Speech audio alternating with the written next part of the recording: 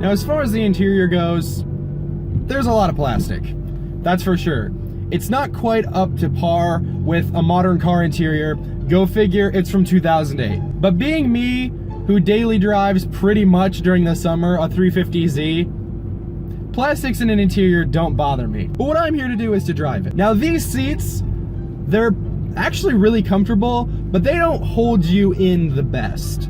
In comparison to like the Recaros that are in like the Evo 10 or the Ford Focus ST, they're not quite up to par. I mean, they're not your granny's Buick seats, but they're not exactly crazy amazing either. But here's the thing. Before we complain too much about the interior, in what's ultimately a performance car, what would you rather have? A nice interior in a super heavy car where performance was an afterthought? Or a car that performs like a dream, puts a smile on your face where comfort was still a fairly good afterthought? That one, you're right.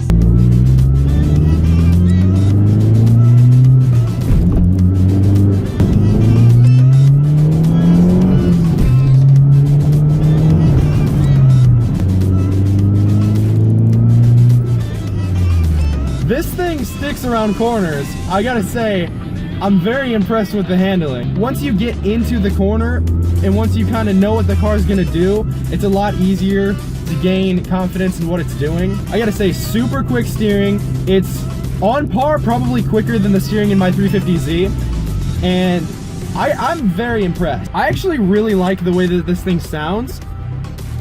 It almost reminds me on D-Cell, if you look up videos of the exhaust on these, it almost reminds me of like a Subaru. Okay, so it has got one weird thing, which is that you can't shift into second very quickly at all. You've got to let the RPMs drop. I'm not sure if that's a common thing or what the deal is. It kind of seems like it could be a weak synchro, but again, that's just this specific Speed 3. I don't know how common of a problem that is. So I've been driving on a pretty bumpy road here, and the ride quality is not too bad. It definitely doesn't beat you up, but it's not really like super comfortable either. Like you can't expect a super comfortable ride when you're buying a hot hatch. So if that's what you're expecting, you're looking for the wrong kind of car. I'd look for something else.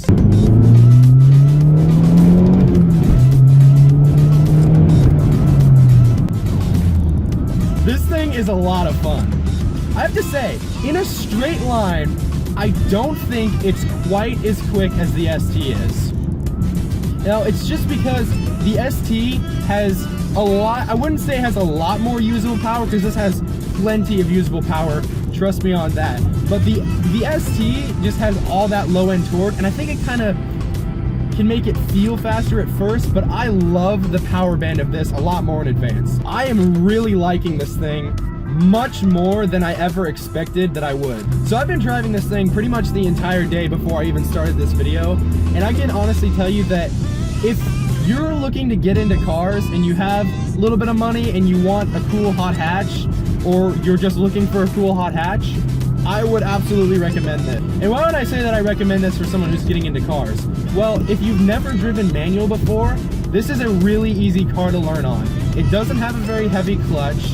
I wouldn't say the clutch is super forgiving, but it's not too bad. We'll do a little bit of a pull here.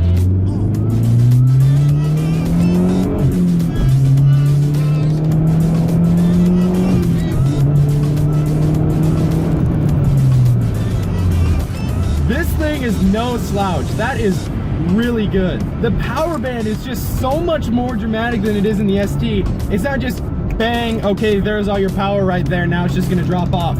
No, there's a lot of spool time. There's a lot that plays into it, and that's so much fun. Let's put it into fifth here. See how we can take this corner here.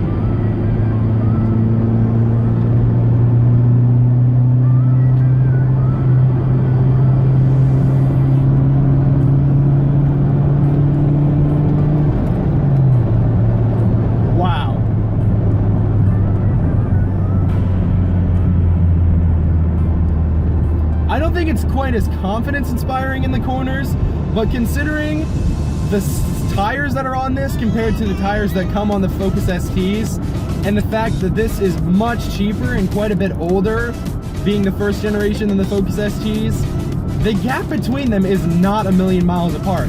They are close. And if you're buying a car like this, I'm sure you're looking to probably do some sort of aftermarket modifications. So stuff as simple as a set of tires and maybe some coilovers, sway bars or something on this, I feel like this thing would be able to not only keep up with an ST, but destroy it.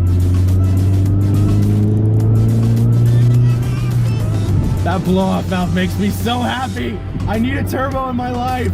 For the price of this car, I think this is one of the most overlooked performance bargains that there is. A lot of times when you ask people what's the most bang for your buck car, you know, for whatever price, especially if it's like under $5,000, $6,000, what do they tell you? They'll tell you, you know, like an F-body, you know, like 4th gen Camaro, 350Z, stuff like that. Honestly, this is not far off performance-wise from my 350Z at all. This feels super quick, and in the corners, this thing is sharp. This steering really impresses me. It feels just as fast, if not faster than my 350Z steering, and it's got a lot of feel. I'd say the one thing that this car definitely has that the ST doesn't have so much is torque steer. You can definitely tell that when you hit the boost on this car, it really wants to go a certain direction. Now, if you've got both hands on the wheel, that really isn't that much of a problem. The problem becomes when you're not expecting it. Is that a big deal most of the time? No, not really. And when it happens, it's like maybe annoying for like 2 seconds and then you're just over it.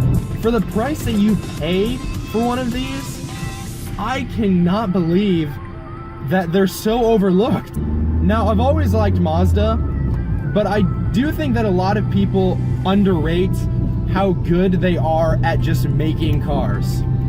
I mean, everyone knows they're good at making lightweight, good handling, you know, two-door cars. We got the RX-7, we've got the Miata, but you know what? That's not all they can do. This thing is a genuinely impressive car. It's not just a, this is not bad. This car is impressive, and it puts a smile on my face, and that's the only thing that matters. Now, I'm not gonna say that every single one of you guys that watches this video should go out and buy a Mazdaspeed 3. But if you're looking for this type of car and you haven't thought about it, give it some serious thought. Go find one to test drive. Because honestly, this car is so underrated. And honestly, I think that's a shame. I think this car would be like pretty much the ultimate daily driver.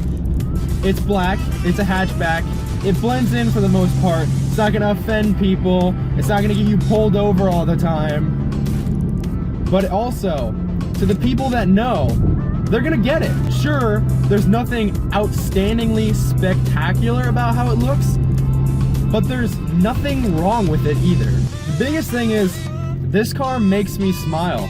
I'm having fun just by driving it. And honestly, that's all that really matters.